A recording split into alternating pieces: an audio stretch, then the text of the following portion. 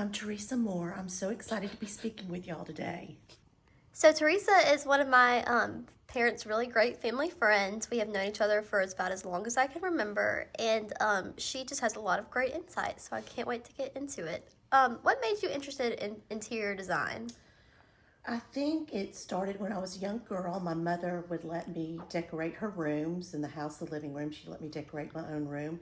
And from there, I learned a lot. I learned a lot of skill from my mother. I learned a lot about budgeting. And I also learned a lot about organization at the same time.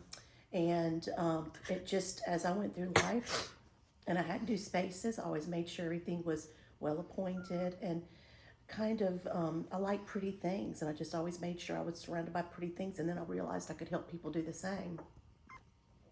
What compelled you to go to Alabama for your master's degree in interior design?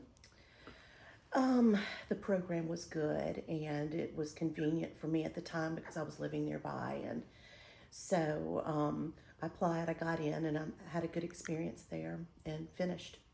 Do you have any advice for students who are looking to get their master's degree or PhD? At any school, Yeah.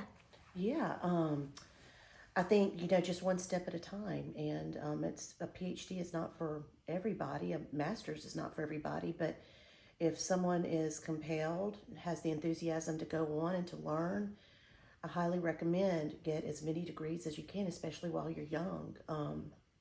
That would be my advice. Do it while you're young before you have children. How did you choose a small business model over a corporate one? Important for me and in my esteem to work by myself so I could have really some identified one-on-one time with my clients, and that was meaningful, and I valued the way that I have applied my business plan. And tell us about your old-fashioned work style. I know you sit down with your clients a lot instead of doing phone calls or online forums, so I would love to hear more about that. I'm very old school. I don't love social media. I don't love being on the computer all the time, sending emails and this and that. And so a lot of things that I do are pen and paper, and I like to sit down with my clients and do a lot of things face to face rather than texting and just sitting behind a computer. I really like the hands-on model. What is the best part of your job? My clients, especially when I don't have to make compromises. Do you have a bunch of good clients who, like, you really feel like you can get the feel for their style and just kind of go to work? Absolutely. I think that for the majority, my clients they have very good taste, they have very good style, they're fashionable, and a lot of them know exactly what it is that they like.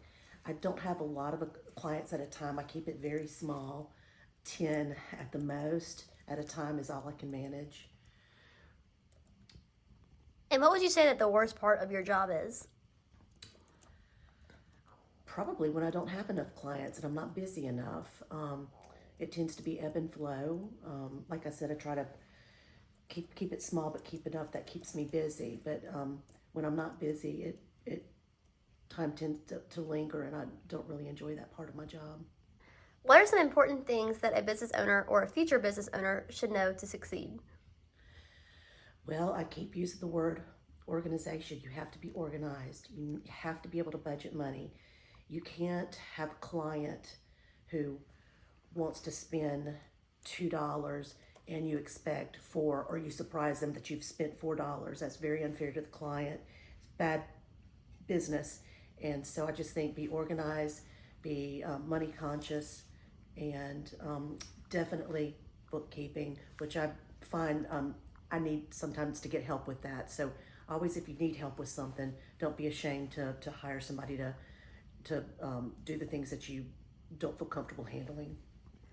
Well, I really appreciated our interview. I have one last question, and I would really like a very detailed response on this because I know you have a lot of advice. Do you have any advice for any upcoming entrepreneurs? Our class is students who are really full with ideas, and we would just love to hear from you about any advice that you have for people who are beginning in the workforce. Well, be creative and look around. You need to keep an open mind because in 10 years, in 5 years, in 10 years, there are going to be careers that we don't even know are going to exist. So stay with the time. You know, I would highly recommend you not be like me and don't get involved in the technology aspect of it, but just keep an open mind and try to do something that you love. Bye, everybody. I wish you the best of luck. Work hard.